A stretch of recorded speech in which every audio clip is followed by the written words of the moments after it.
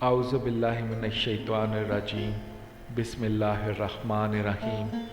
السلام علیکم پیارے دوستو، آج ہم حضور صلی اللہ علیہ وآلہ وسلم کی یتیم پر شفقت کا واقعہ پڑھیں گے اور یہ جانیں گے کہ وہ یتیم سے کتنا پیار کرتے تھے۔ اور آج ہمارے ارد گرد بہت سارے ایسے یتیم ہیں جنہیں ہماری شفقت کی ضرورت ہے، اور کئی بار ہماری فیملیز میں بھی بہت سارے ایسے یتیم ہوتے ہیں، لیکن ہم اور بھی بہت سارے ایسے لوگ بھی ہوتے ہیں جو ان کا حصہ غصب کرنے کی کوشش کرتے ہیں بنا یہ سوچے سمجھے کہ یہ اللہ تعالیٰ کے غضب کو دعوت دینے کا مترادف ہے، لیکن پھر بھی وہ باز نہیں آتے۔ تو اللہ تعالیٰ انہیں نیکی کی ہدایت فرمائے، آمین۔ نبی علیہ السلام عید کے دن گھر سے مسجد کی طرف تشریف لانے لگے۔ راستے میں آپ صلی اللہ علیہ وآلہ وسلم نے کچھ بچوں کو کھیلتے دیکھا۔ انہوں نے اچھے کپڑے پہنے ہوئے تھے۔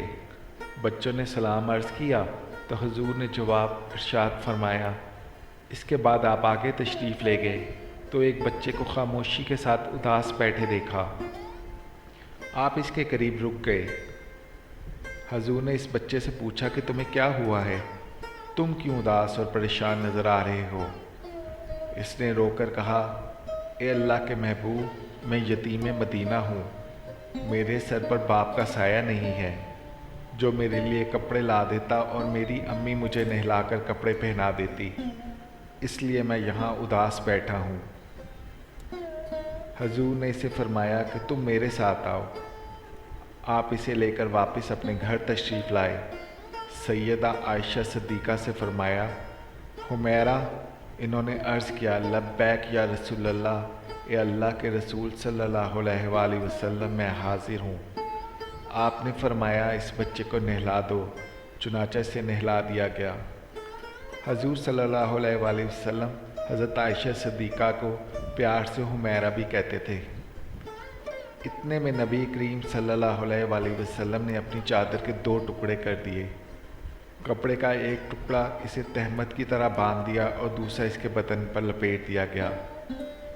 پھر اس کے سر پر تیل لگا کر کنگھی کی گئی، حتیٰ کہ جب وہ بچہ تیار ہو گیا اور حضور کے ساتھ چلنے لگا تو حضور نیچے بیٹھ گئے اور اس بچے کو فرمایا، آج تو پیدل چل کر مسجد میں نہیں جائے گا، بلکہ میرے نبوت والے کندھوں پر سوار ہو کر جائے گا۔ ماشاءاللہ، اندازہ کیجئے یتیم کی اہمیت کا حضور صلی اللہ علیہ وآلہ وسلم کے نزدیک، اور تصور کیجئے آج کتنے ہی لوگ اپنے یتیم بہن بھائیوں یا اپنے رشتہ داروں یتیموں کے ساتھ کیا سلوک کر رہے ہیں۔ خدا را توبہ کیجئے اور ان کا حق ان کو دے دیجئے۔